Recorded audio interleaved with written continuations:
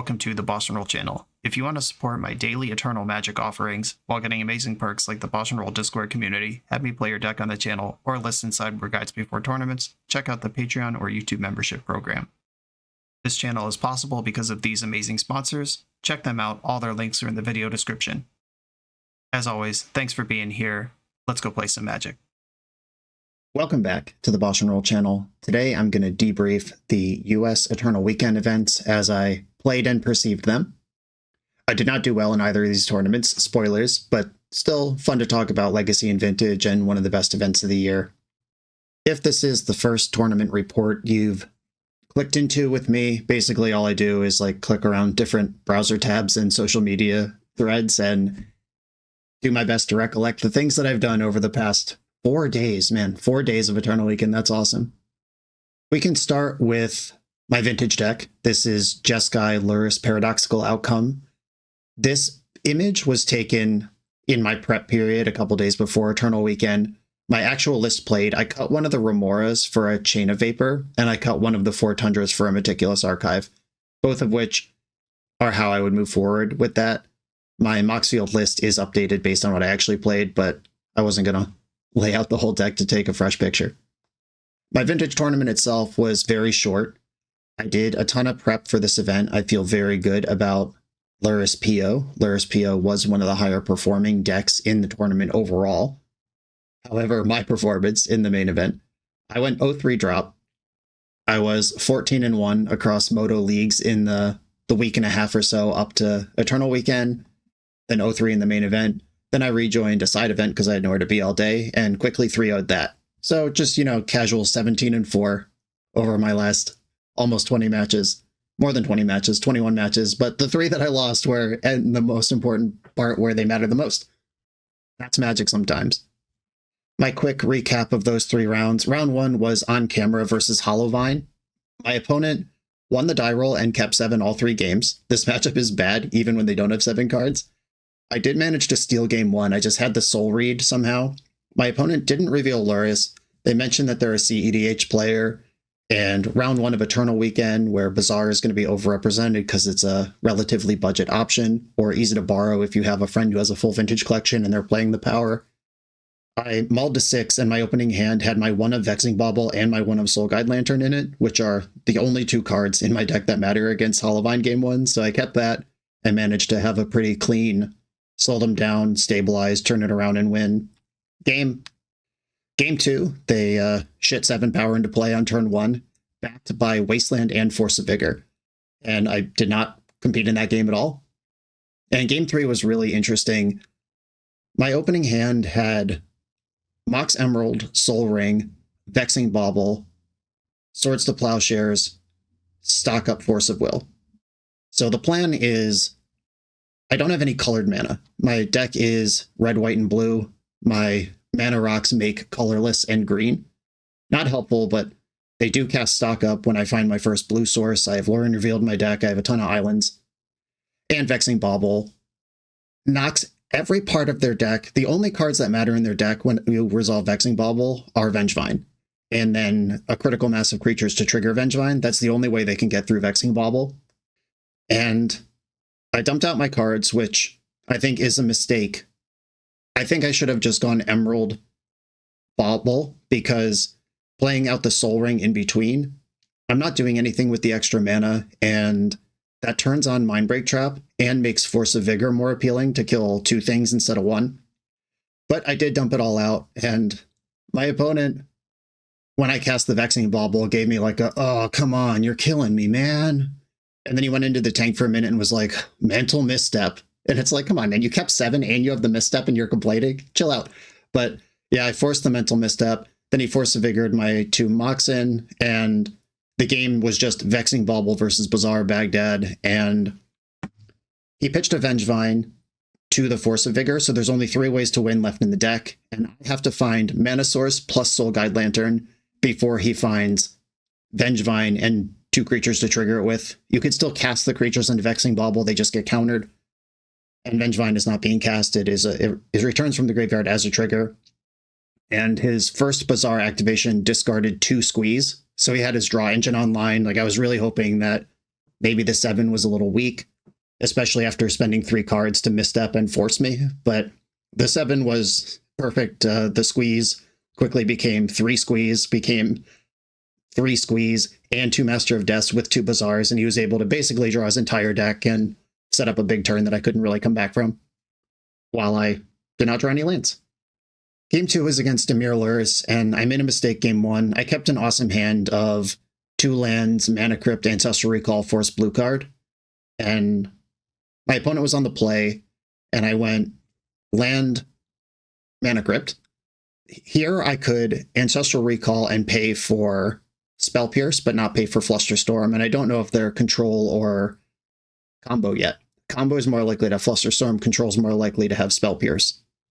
So I pass the turn, opponent just develops a land and passes back, and what I should have done is just gone to my turn, played my other land, and then cast Ancestral Recall, but I end-stepped it, and he fetched and flashed an Orcish Bowmaster, which my deck can afford to take 3 damage in some situations, and then kill the Bowmaster and continue comboing out. But I decided to fight over it by pitching the Force, and then my opponent had Force back on my Ancestral. So my Ancestral's countered, but so is Bowmaster, but I'm kind of out of gas, where if I just go to my turn, play my land, I can Swords to Plowshares, the Bowmaster still have Force back up, Ancestral Resolves, I'm way ahead. So I did not play well and did not deserve to win that match. And then round 3 versus Grixis Lurrus Breach.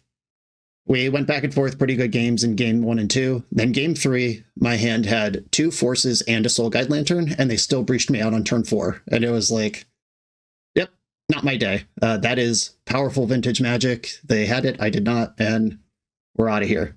So that was a quick exit from that, but like I said, the deck did perform well. Here is the final results after Swiss. PO did not make top 8, but it is here in 13th, 14th, 15th, 18th, 19th. There's a ton of it in just 1 win out of top 8. So that's within the range of, that the deck had a pretty good weekend. And something that I said in my Patreon post that I released a week before Eternal Weekend, I wrote like 4,000 words about Vintage and Legacy, including 5 decks that I liked across the 2 formats with full guides included and everything. And I said, Vintage is awesome. There's so many good decks spanning all the macro archetypes. 10 plus different decks could win this event, and I expect a diverse top 8. And we have 8 different decks in the top 8. 7.5 if you want to be stingy about Esper and Dimir Lurrus. But this is a very diverse top 8 for such a high power format. I also said the best deck is Dimir Lurrus, the most played deck is White Initiative, and the finals was Dimir Lurrus versus White Initiative. I feel like I had the finger on the pulse of this. I think Vintage is super healthy. I expect this metagame to hold through the European and Japanese Eternal Weekends, unless somehow Avatar: The Last Airbender breaks Vintage. But I'm hoping that's not the case, for a variety of reasons. The BoshNRoll channel is brought to you by Tales of Adventure. TOAMagic.com has almost 100,000 unique cards in stock. They offer free track shipping on every order, plus next day or 2-day options when you have an event coming up fast. They offer on-site pickup at major Magic events throughout the US, so you're never scrambling before your tournament. Stop by their booth to buy, sell, or trade at upcoming regional championships, Magic Con, Spotlight Series, and more. I love their selection of individually scanned high-end cards that show you exactly what you're buying. And the best part is saving 5% on every order with promo code BOSH. From Ancestral Recall to Zombie Master, get what you need quickly and in one place at TOAMagic.com. Eternal lives here. And that brings us to the Legacy event, which was a 15-round event compared to Vintage's 10. The Vintage was just a straight Swiss tournament of, there were 417 players, so we played 10 rounds. The Legacy event is built like the old Grand Prix system. If you're new to Magic, that was a 15-round event, no matter how many people showed up. Sometimes X4 was good enough to top 8, sometimes X1 was good enough. It really depended on how many people showed up, but we're playing 15 rounds regardless. There's a cut between day 1 and day 2. Everyone with 18 points gets to show up for the next day. That's a record of 6-3 or better.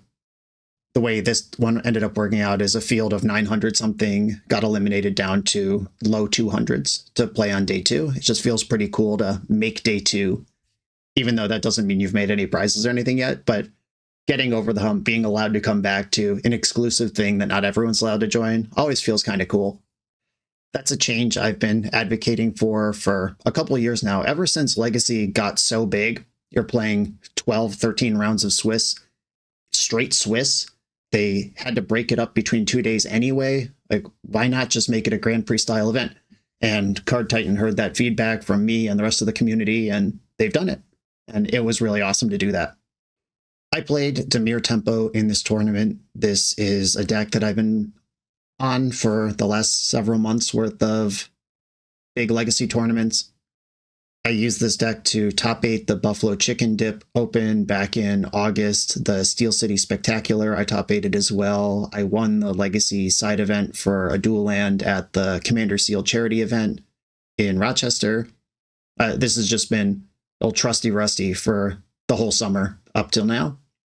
I've been saying in all of my content, on the podcast, in the videos everywhere, that Tamiyo and Thoughtseize are the most important cards in the format. Like, Tamiyo is the core rule of engagement in the format, and Thoughtseize is the best piece of interaction. This deck gets to play both in high numbers, and that's what I wanted. When I pick a deck for a 15-round tournament, I try to reduce variance as much as possible. I don't want a deck that I look at 7 cards, I can't imagine my entire game plan, so I have to go to 6, and then I have to go to 5. Like, decks like Red Stompy are like this. Mystic Forge, although that deck is very good, won the tournament, doesn't really fit my style because I don't like it. I don't like not being able to get myself out of a situation I'm behind. And maybe that's a skill issue. Maybe that's just an undeveloped part of my game, but Brainstorm, Ponder, Force of Will, this is my comfort zone. That's also why I didn't pick Reanimator, because Reanimator has a lot of the same cards as this deck, but then it has things like Entomb that aren't good without the card Reanimate. The card Reanimate, that's not good without the card Entomb. Force of Will is in your deck, but unless you're Entomb Reanimating, it's not a very good play because you're not tempoing at all. It's like, obviously the deck is powerful, but I don't like looking at a hand that's like Fetchland, Underground Sea, Wasteland, Forest Blue card, Tamiyo, and thinking, this hand doesn't do anything. I want to be excited to keep that hand, which is why I leaned into the fair version of the deck rather than the combo version. I'm going to do this report kind of fast. I'm not going to go into detail of every round because there's 15 rounds and not every one was interesting. I'll try to talk a little bit about each of them. Round 1, I beat Red Stompy. It was a really nice opponent, fan of the show. Gave him some dinner recommendations later the next day because I'm local. And he was shuffling his deck in a way that I could see the face of the cards. Like, he was just shuffling kind of towards me. And so I knew he was Red Stompy before we even started the match. I let him know to tighten that up because being Red Stompy, part of the appeal is you get to steal game 1s with stuff like Chalice or Blood Moon when your opponent doesn't know to keep a hand around it. But I did know and was able to mulligan appropriately. Round 2 was against Is It Delver, which is a deck that was on my radar for this tournament. I was much more interested in playing Thoughtseize than Lightning Bolt, but I did have a lot of respect for this deck coming into the tournament, and we just had a really classic tempo mirror where there was a game where 6 or 7 Wastelands were used in between us. We were all scrapping for resources. Every little thing mattered. Every point of damage mattered. In game 3, I saw a Daze in my opponent's hand on turn 1, and then I had Barrow-Goyf in my hand with 3 lands for about 6 turns going down the mid game. Like, we exchanged every other resource until my opponent only had Daze in their hand, and I pretty much only had Barrow-Goyf. And it's like, can I find the land to get this in? Can I find the Thoughtseize to punch a hole? Can I cast something else that would draw out the Daze? And my opponent found Murktide Regent and was able to just crunch me out before I was able to get that Barrow-Goyf going. After the match, the thought occurred to me that there might have been another Goyf in my graveyard. We played 3 really long games, and I know there was a game where I stuck an early Nether Goyf, and my opponent had to use 2 cards to deal with it. It was like block plus bolt. And I remember thinking, like, that's a good exchange. I'll cash that in later.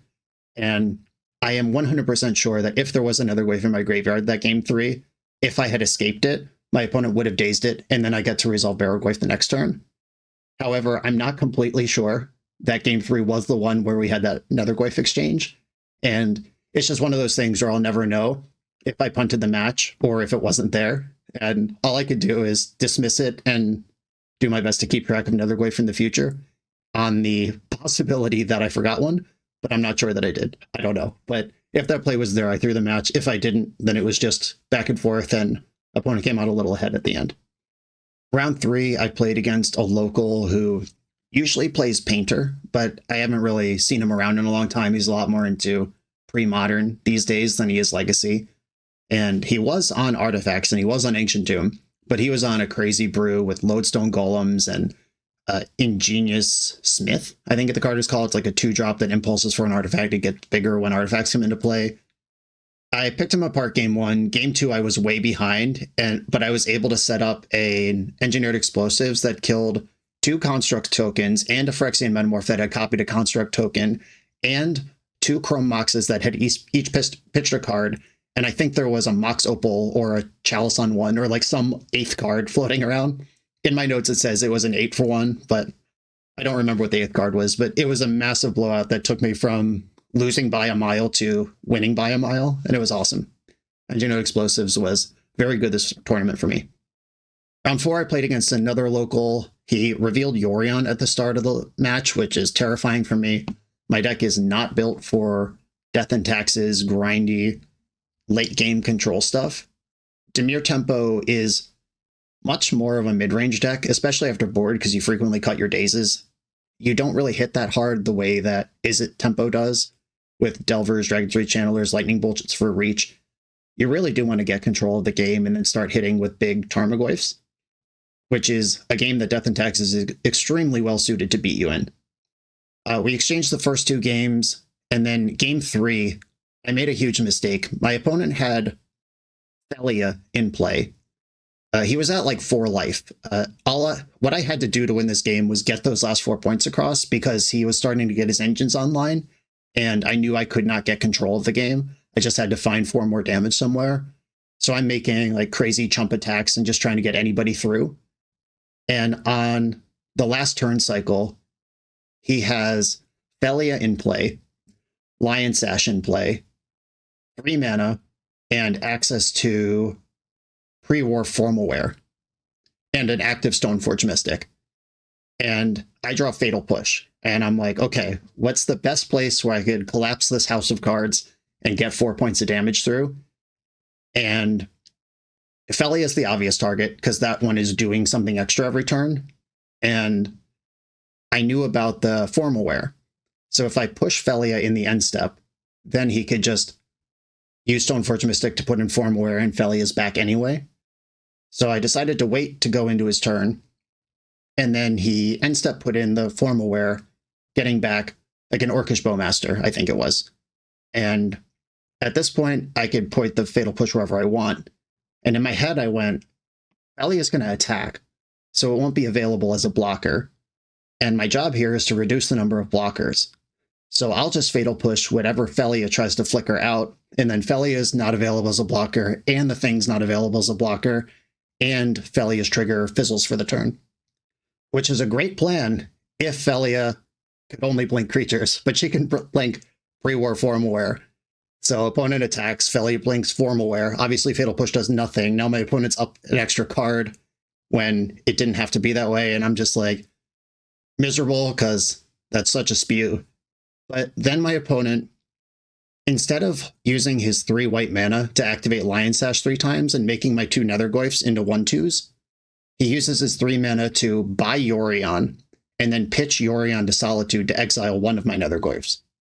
So instead of having a 5/5 creature versus my 2 1/2s, he now has a 2/2 creature versus my 1 4/5. And I got a big boost of life. And that exchange put me in a spot where I was able to jump out a Brazen Borrower, fly over for 3, and Bowmaster the last 1 point to do exactly 4 damage before it completely stabilized. So I made a mistake, opponent made a mistake back, and I got away with a very hard matchup. Round 5, I played against Red Stompy again, and I didn't know what my opponent's on. I kept a hand of Thoughtseize, 2 Bowmasters, and some lands. And opponent led on Chalice on 1, and then followed up with the One Ring on 2. and pass to me. On 3, he taps the One Ring to draw 2 cards. I respond with Bowmaster, ping you, draw 2, ping you 2 more times. And then he replaces his One Ring with a new one, draws a card. I ping my own Orc Army. Now it's 1, 2, 3. It's a 4. And then passes to me. And then on his next turn, he taps his ring to draw 2. I flash in the second Bowmaster, ping you for 4. My creature's now an 8/8. Or 9/9 because they enter 1. So ping you for 1, then 4 more. My creature's a 9/9. He replaces that One Ring. I go to my turn. I've drawn the third Bowmaster. And then he goes to draw a card on his turn. I flash that in. He takes 10 and the game is over. And all I did was play 3 Bowmasters after getting Chaliced, and with the help of some Ancient Tombs and stuff, never had to attack. It was just a very weird game, but I was happy to win game 1. And my sideboard map against this deck, it brings in like 11 cards. So once you win game 1, you're very favored in the matchup. You're going to get at least 1 game on the play, and all your bad cards are out and tons of good ones are in.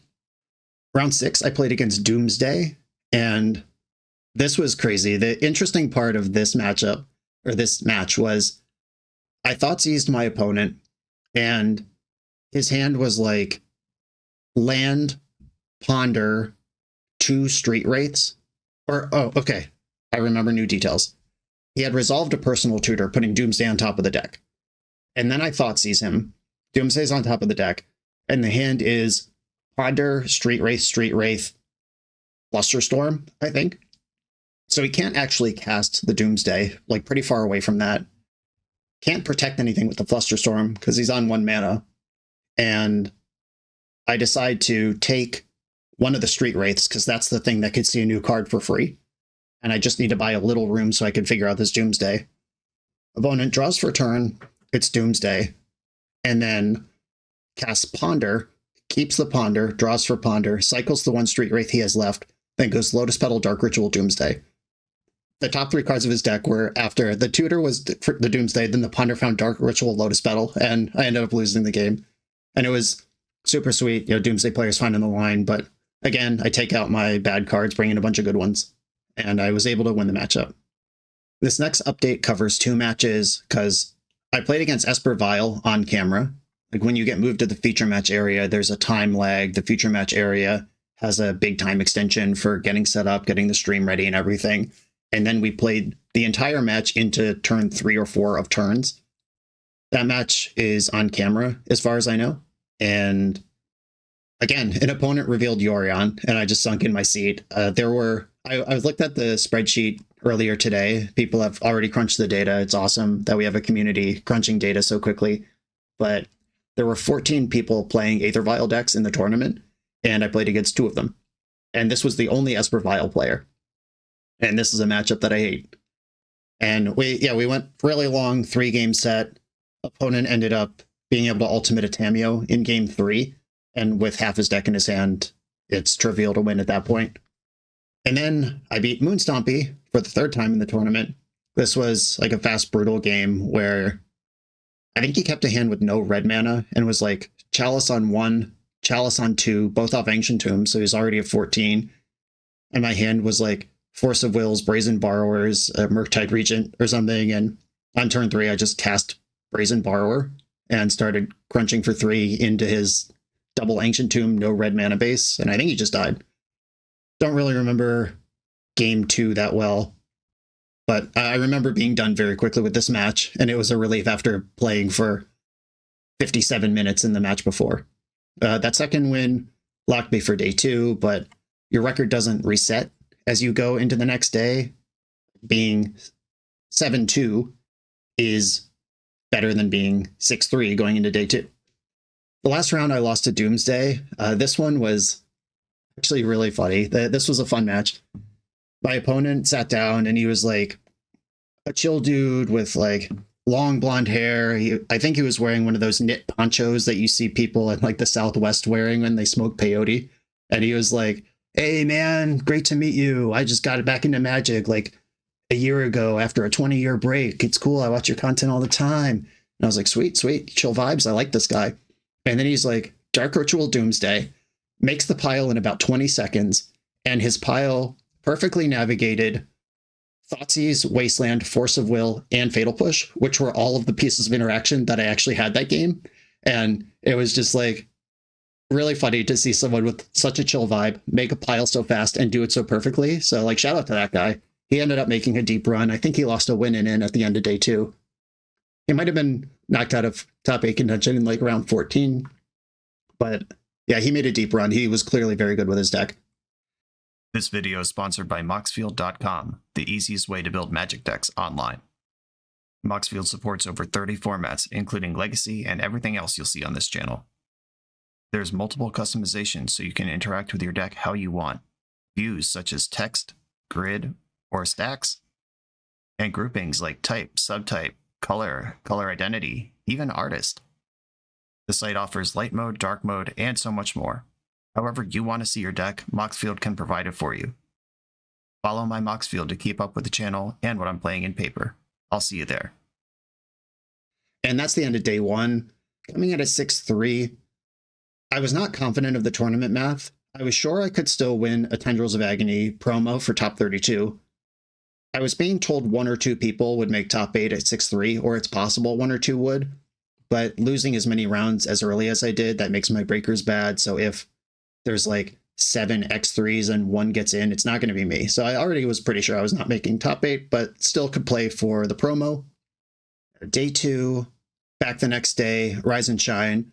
I set my alarm that morning for 7:15 and just woke up fully just relaxed and ready for the day at 6:30. Just felt 100%, felt awesome. Showed up, beat Boros Initiative in round 1. I don't remember really anything about this, but now at this point, I think I am 5-0 in matches and 10-1 in games versus red Stompy decks. And I'm feeling really good to just take down that matchup over and over again. The next round, I paired into one of my first ever Patreon subs. When I first booted up my Patreon in the spring of 2020, when I was like sitting at my house, the world was starting to shut down because of COVID. And I was like, what do I do? I'm going to be in my house for a long time. How do I turn this silly little YouTube channel into a job? And I just started up a Patreon with some basic things. And I think he joined the Patreon like 5 minutes after I started posting it on socials. And I'm pretty sure if I remember correctly, he used the like, oh shit, here we go again Grand Theft Auto meme when he did it. But it was cool to actually meet him in person and play a game.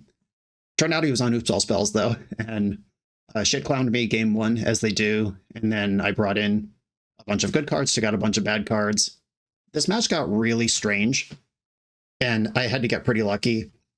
Game 2, I kept a hand with Consigned to Memory and Fairy Macabre, and he Thoughtseized me on turn 1, took the Fairy Macabre, and then on my next turn, I didn't draw anything helpful. I just played a second land and passed, so I can Consign with Replicate 1, and if his push is Goblin Charbelcher, I'm good.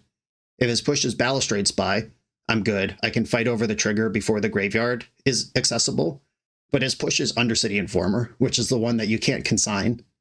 And the Informer resolved, and then he activated the Informer, and I said, yep, that resolves. And he thought for a second and was like, oh, I messed that up, game 3. And then he just conceded. So I don't know if he had like too many Narcomoebas in hand and Consigned to Memory would break the graveyard stack and he wouldn't get the Poxwalkers, couldn't access the Cabal Therapy that would otherwise clear the Consigned to Memory. I don't know what happened there, but he made a play that could not be Consigned to Memory that he knew about, and then rather than show me his sideboard play, he just conceded before flipping the deck and try to push through anyway. And then game 3, he's on the play, and he kept a 7 that had 3 mana and protection for the combo. And I think this is the right way to do it. And I've played Oops All Spells on my channel, and there's a lot of hands that don't have the whole win in your hand, but your deck's half mana, like fully 50% mana sources. So if you have 3 mana, the payoff guy, and a way to protect it, you usually just keep that and just you'll draw a Dark Ritual or a Lotus Petal or whatever eventually. And he did not eventually draw a Dark Ritual or a Lotus Petal. His turn 1 was Lotus Petal go. 3 turns later, he cracked to that Lotus Petal to Thoughtseize me just to avoid going to hand size discard. At one point, he used a Simian Spirit Guide to cast a Wild Cantor, and I had the one Orcish Bowmaster that was still in my deck to kill the Wild Cantor, so I got a Stone Rain out of it while he was already mana screwed and while adding combat pressure to the board. And by the time he started doing stuff, my hand was like 3 Forces, 2 Consigns, and I had a Nile Spellbomb in play, so I was pretty rolled up by then, but he kept a hand that 50% of the time just wins on turn 2 easily. But we were in the timeline of the other 50%. The next round I played against Orzhov Energy Stompy. This was a cool deck. It had Ancient Tombs and stuff. It had Halia, the Warp Soul Warden girl, and it had Ocelot Pride and Guide of Souls, all those things you'd expect, but it also just had a bunch of main deck Barrogoyfs that my opponent could cast as early as turn 2.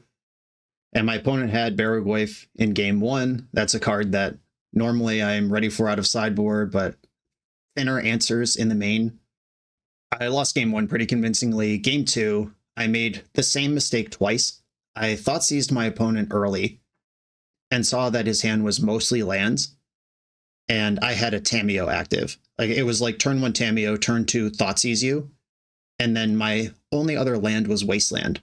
I saw a Wasteland in his hand with 3 or 4 other lands, and I still Wastelanded his first land with my second land, when I should have identified that I'm not going to screw this player with 4 lands in hand, and I do need mana to crack my clues, which Wasteland can do. And I used my Wasteland, he used his. I didn't draw another land for 5 turns, and that land was also Wasteland. And then I made the same mistake of just Wastelanding a random land again, where if I just didn't Wasteland him, those 2 Wastelands could start using my clues and maybe dig out of it. But yeah, I just died with Tamiyo, no lands, and 6 or 7 clues in play. I played that second game very poorly. Round 13 was my only real drama of the weekend, and it was short-lived. But my opponent was on white initiative and set up a situation that it was like Anointed Peacekeeper saw my hand, and he knew that the coast was clear for a 1 ring on the following turn. And the 1 draw that I had in between when he saw my hand and when he cast his 1 ring happened to be Orcish Bowmaster. So he played his ring, tapped his ring, and in response, I was able to kill the Anointed Peacekeeper and have a giant creature on board. And he was like, nice fucking draw. And then he just like bricked on his next turn and died to the Bowmaster. And it was like during sideboard, he was just mumbling, nice fucking draw. What a fucking draw. And then in game 2, a game that he was ahead, again, he saw my hand with Anointed Peacekeeper. I found Force of Will in the turn in between he saw my hand and his next turn, and I forced his next play. And again, nice fucking draw. And then he was still ahead. Like, he was easily winning this game when this happened, like on every metric, and was still mad about me drawing, a 6-outer in my deck. But the game did slow down to a spot where I have Barrogoyf in my hand. I can cast it next turn. If nobody draws a relevant card for the rest of the game, this Barrogoyf will stabilize and win. But that turn from Hellbent, he rips Seasoned Dungeoneer. And he cast it, and I looked at him and said, is this where I say nice fucking draw? And he was just like, all right, man. Like, that's Magic. You put cards in your deck to draw them. I drew some good ones, you drew a good one. That's the game. And then game 3 was uneventful. He mulled to 6 and just kicked my head in. But he didn't grumble during that game, so hopefully we've made a better member of society by calling out bad behavior. Round 14, I played against Oops All Spells again. This player was very chatty, and I mean this in a good way. It was like very positive, excited to talk about Magic, excited to be playing Magic. And sometimes Oops All Spells players, they're like friendly and chatty, and then when they turn 1 you through no resistance, they kind of shrug and get a little sheepish. It's like, yeah, But he turned 1 me through no resistance and would just maintained the flow of excited conversation the whole time. And I did win the 2 sideboard games again. But yeah, he was just happy and stoked, even when I had like a Nile Spellbomb, 2 Consigned Memories, and was kicking his head in with creatures. He still played it out to the end. He didn't like scoop or anything. And like flipped his deck into my Nile Spellbomb. My Nile Spellbombed him. He like Memories journeyed in response. There was no version of math where the cards that were put in back into the deck that would actually win the game, but he still played out like all 3 of those draws and stayed chatty the whole time. Fun opponent, but I'm glad I was able to beat them. And the last round, Red Painter. At this point, we're playing for min cash. It's like $100 to the top 132 finishers. And I was like 1/16th going into this round. And it didn't occur to me that we could draw. Like I just figured I'm this close to the bubble. We got to win. Turns out we definitely could have drawn. Most people did, but we didn't do the math. I didn't. My opponent didn't bring it up. And we just sat down and started playing. Opponent was a really nice person from the Legacy of the North crew, a group that I really like out of Toronto. And he was on Red Painter, a deck, again, that my deck's not really built for because it's not a big part of the meta right now. I didn't have Null Rods in my sideboard. I didn't have anything like that. And game 1, he had a fast send that I slowed down into a Blood Moon, into an immediate second send. Like it was like, Shove Painter Grindstone, I break it up, Blood Moon that very turn, the next turn Shove Painter Grindstone. It's like, yep, dead. And then game 2, I had Thoughtseize consigned to memory and like some other, like some pressure, I think like another Goyf or something in my hand. I Thoughtseize him on turn 1, and his hand, I don't remember exactly the contents, but it was a perfect layer of fast mana, like Ancient Tomb, Simian Spirit Guide, Painter, Grindstone, Goblin Engineer, and one other thing where it's like, if I take Goblin Engineer, he can just shove Painter Grindstone on turn 1 and put me in check. If he doesn't shove the Painter and the Grindstone, just plays Painter, he names a color and then consigned to memory can't counter his Grindstone next turn. If he just plays out Grindstone, it doesn't make a lot of sense because that's not a good use of your mana. If I take the Painter, then the Welder or the Engineer can eventually get Painter back. I just cannot collapse this engine from any direction with Thoughtseize plus Consign to Memory. And I think I ended up taking the Painter to at least give Consign to Memory a chance to do something that game, but spoiler, it did not. I was never in it. And I think if I drew a Fatal Push in the first turn or two, it would have been potentially competitive, but I did not have the 2 pieces I need to stop him. And that was that event. One thing that is notable about my tournament path, and I know I started this section saying I'm not going to go round by round, and then I did. So I don't know what I was talking about. Here we go. You got a round by round recap anyway. On the Eternal Glory podcast, our Eternal Weekend prep video, Phil, Bryant, and I each made a list of the decks that we think are the decks to beat, the decks that are likely to win Eternal Weekend. And all of us said Reanimator, Forge, Nadu, and Dimir Tempo. We all made our lists separately in isolation and then came together and we all had the same 4. And the top 8 of this tournament, Nadu, Mystic Forge, Reanimator, Mystic Forge, Reanimator, Reanimator, Lone Pox, the hero we need, and Mystic Forge. That's 3 Forge, 3 Reanimator, 1 Nadu, and then 1 wild card. So we basically nailed what decks will do well in this tournament, with the exception of the Dimir Tempo decks. And my deck was built, teched out for Nadu, Reanimator, and Mystic Forge. If you look back at that tournament path, there are 0 Mystic Forge decks, 0 Reanimator decks, and 0 Nadu decks in 15 rounds. I played against, what was that, 6 or 7 Ancient Tomb decks, 2 Oops All Spells, and 2 Aethervial decks, with a 1 Tempo Mirror just peppered in there. And this is, I'm not complaining. I'm not like saying I got, a bad path or anything. I actually think I got a good path with all these Ancient Tomb decks, and I beat 6 of the 8 I played against. But it's just one of those things when people ask me about metagaming for Eternal Weekend, be conscious of what your sideboard slots are, but people are going to play what they like. They're going to play what they have. The variance of who you get paired into is always live. Even if Reanimator is 20% of the tournament, that still means 80% of your matches or more won't be Reanimator. And just 15 rounds playing against 0 of the top 3 decks. We're going to do a big breakdown of this on Eternal Glory this week. Check out the Eternal Glory podcast on YouTube or wherever you get your podcasts. I'm not going to go all the way in here because we're going to do that there. But this top 8, it is the decks you'd expect. The two obviously broken decks, Mystic Forge and Reanimator, making up most of it. But outside the top 8, there are a bunch of decks here. There's another Reanimator in 9th, but this Sultai deck is basically just cards from their rare binder. It's like 2 Baleful Strix, 3 Tameo, 1 Grist, 1 Kaito, 1 Hogak, 1 Uro. This deck plays 1 Entomb to bring together the Uros and Hogaks and the 1 Life from the Loam. This thing's a thing of beauty. Is a Delver piloted by Roland Chang, friend of the show and previous 2-time Eternal Weekend winner. Blue Cloud Post, this was a deck on my radar. This is kind of, it's not off meta, but it's not top meta.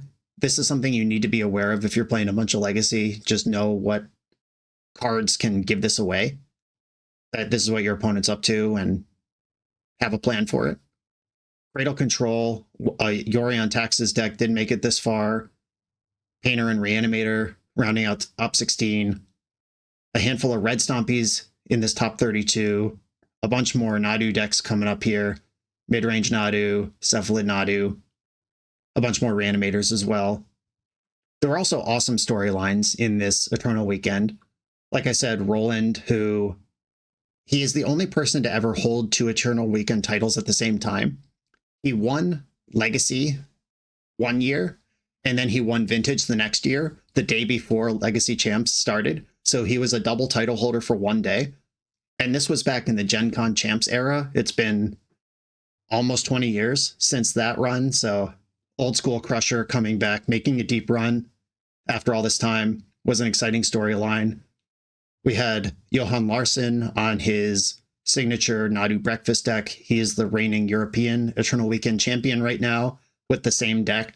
Showed up in America and made a run here as well. That run was challenging Roland's title as the only person to ever hold 2 at the same time. John Barber top 8'd last year with the same deck, Mystic Forge combo. HJ Goddick, he has 2 Eternal Weekend wins and now 5 top 8s.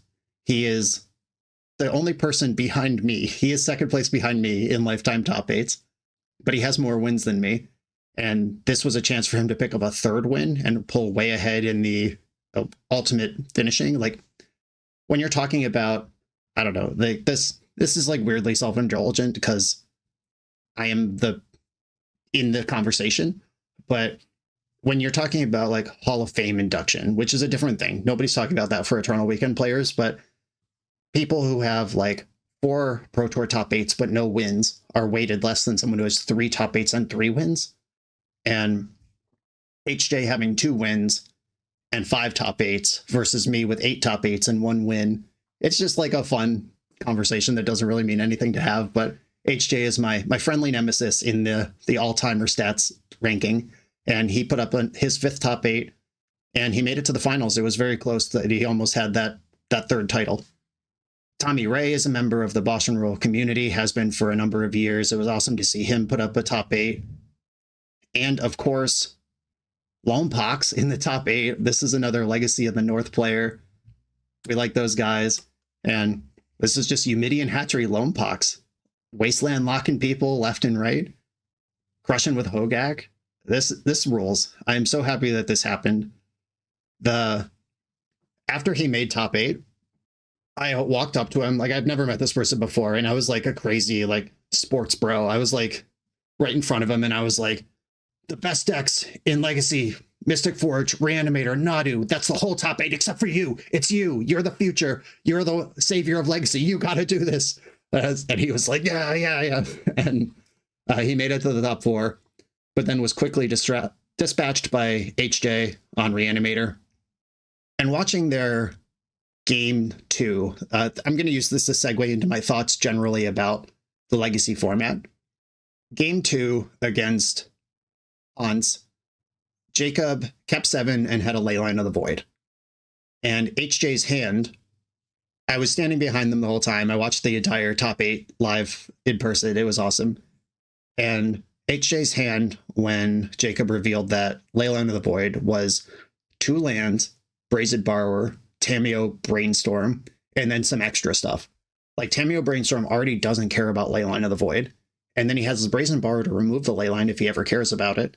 And it was just, I was standing behind HJ, and I was like, ooh, Leyline. And then I looked at HJ's hand, and it's like, that card doesn't matter. The best Graveyard Hate ever printed in history does not matter against this Reanimator deck in this current metagame. And, that was a moment of some general frustration about Legacy. But, I like HJ. I like Blown Pox. Everyone's a winner when the matches are good. And that brings me to the conversation that a lot of people are sick of, and it's not content that I like making. We're in ban discussion season again. November 10th is the new date. The ban update was going to be 3 days before the European Eternal Weekend, which is the end of November. They moved it forward by 3 weeks. All the way back in June, when they made the last ban update, and everyone was shocked that nothing was done about Reanimator and Legacy. The live stream, the weekly MTG live stream, where Blake Rasmussen and Carmen Klimperens were out there talking and answering questions about the bans. It was pointed out on that live stream that the next ban date was 3 days before Eternal Weekend Italy. And if you're coming from out of the country, there's a good chance you're already on a plane or already in Italy when these ban updates hit, which is a nightmare to, you might literally not have a deck anymore. And that is really tough on Eternal format players for whom that event is important. And on that live stream, Blake and Carmen both said, we will look at that and we can make changes if we need to. They said both, we will make changes if we believe they're necessary, regardless of proximity to a main event. And they said, we could adjust the date if we think that's important. And then VV Cauldron destroyed Standard. Separately, unrelated to Legacy at all. But VV Cauldron, one of the most broken Standard decks, one of the most rancid Standard metas we've had in a long time. And I immediately put on my tinfoil hat. I said this on the Eternal Glory podcast months ago. I said, I hope they use how broken Standard is as an excuse to move the ban date forward, and then they can give us a good window before Eternal Weekend if they're going to take action on Legacy. And then, surprise, a month or two after that, an article came out. The article was like 7 or 8 paragraphs long. 7 of those paragraphs were about VV Cauldron. And then the 8th paragraph said, and we'll talk about the other formats we normally update. New announcement is November 10th. And to me, with my tinfoil hat on, the November 10th date, they said they're making it go that long instead of making a change immediately because they want to ride out Standard RCQ season. And they don't want to blow out the people who invested in VVs and Cauldrons thinking they could play it through the season before they take action. And to me, at that point, when we've done this for 4 months already, and RCQ season is over anyway, why not just wait 3 weeks to the original date if VV Cauldron is the only thing getting hit? I think that this 3-week move forward is not to save Standard, it's to help Legacy before Eternal Weekend. I really believe action will be taken this time around, and I know there's a lot of people who are salty or disillusioned or whatever, like Legacy : no changes is a meme on social media, and I know that Wizards cares and they want all of their players to be happy. Their resources have to go where they have to go for various reasons, but I think they know Legacy is a little messed up. I think they know they messed up last time by taking no action, and I hope they give it a deep look this time around. For me, what I would like done to Legacy is definitely Tamiyo. I think that Tamiyo took a little time to heat up because Psychic Frog was printed literally in the same set. And Psychic Frog is way more busted than Tamiyo. We had the whole time that Psychic Frog was legal to ignore Tamiyo. And then Psychic Frog got banned, and people were trying stuff like Ledger Shredder and Tainted Indulgence in the Psychic Frog slot. And then we slowly but surely realized over a period of months, Tamiyo's pretty good. Oh wait, Tamiyo's really good. Nope, Tamiyo's broken. And now we're back at another Psychic Frog. It was just hiding behind literal Psychic Frog for so long. My minimum action request of Wizards of the Coast is to ban Tamiyo. But I think to get the format to somewhere that people would be excited to play it across the board, I would like to see Tamio, the One Ring, and Nadu banned. And then I want them to take a serious think about, if Reanimator isn't the best deck in the format anymore, what happens with Oops All Spells? Because Oops All Spells has remained a top deck. It has dipped a little bit since the last ban update, but like I said, Reanimator's been the top deck. I played 3 main deck Nile Spell Bombs in my deck for this tournament. People are running Soul Guide Lanterns and Endurances or whatever. Like, the graveyard is not a safe place right now. And Oops All Spells has remained a top 10 deck, despite everyone and their mother being ready to beat a graveyard combo deck in game 1. Oops All Spells is low on my priority list. Like, if I could get the One Ring or Balustrade Spy banned, I'll take the One Ring, you know, but that's my 3 with the option of the 4th. Legacy Eternal Weekend last year had over 1,100 players. This year it had 900. I don't think 200 people quit Legacy, but I think 200 people didn't want to play this Legacy. It's pretty stale. This is the same metagame we had last year. Literally, Johan Larsson here playing the same deck he won Eternal Weekend with last December. That was 10 months ago. This is the same deck by the same player. John Barber and Tom Basketball both made deep runs last year with Forge Combo. And this deck has taken a ban. The Vexing Bauble ban has happened between last year and this year, but this deck is otherwise still intact, and they in fact added Tezzeret. They got a tool printed. The Cephalid Breakfast deck has had no changes. This is exactly the same deck that it was a year ago. The Blue-Black Reanimator, it lost Psychic Frog and Troll of Khazad-dûm since last year, Eternal Weekend, and it's still the best deck. Part of the appeal of Legacy and Eternal formats is that they're stable and they don't move that fast. But if there's a difference between stability and being stuck. And I think we're stuck. And we're stuck in a way that there are very obviously like 3 things to be doing that are better than the next thing to be doing by quite a bit. And I hope to see all 3 of those things take a hit on November 10th. And we have a fresh new metagame to explore for the Italian and Japanese Eternal Weekends, both of which I will be attending. I've been talking for about an hour now. I think it's time to wrap this up. All of my thoughts about Legacy aside, playing 15 rounds of Legacy was awesome. Playing so many rounds of Vintage was awesome. Paper Vintage is always awesome. It's exciting to see Power 9 on the table. It's exciting for viewers at home to see Power 9 being played on the Twitch stream. The vibes were great. Had 99% of my interactions were positive this past weekend, and the not positive ones was just some, salt and grumbling in a match or 2, but not, like people being really shitty. So good community, good vibes, great event put on by Card Titan. They always do a great job. And I'm looking forward to the ban update and then the rest of Eternal Weekend season. Everyone, thanks for watching. Be sure to like, comment, subscribe. Check out my Patreon, where I do things like write 4,000 words about 5 different decks, complete with sideboard guides before Eternal Weekend. That's over there. It always has been. You can just click that button. Thank you all for watching. I'll see you next time.